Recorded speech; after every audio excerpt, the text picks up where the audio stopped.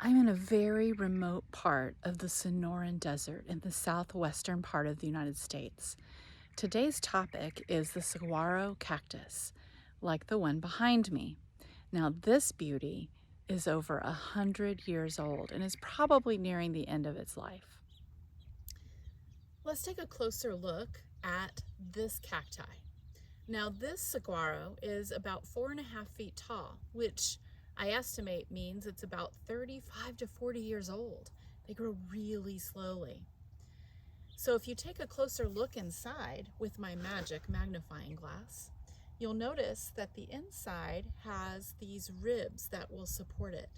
When it's fully grown, it will weigh thousands of pounds. You'll notice that inside the little hollows, birds may have carved it out to make a home. In this case, you'll find that there's a little elf owl who's living inside this one.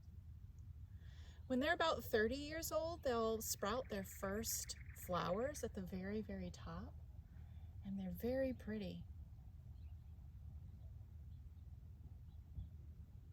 So that's just a little bit about these magnificent plants that you'll find in the Sonoran Desert.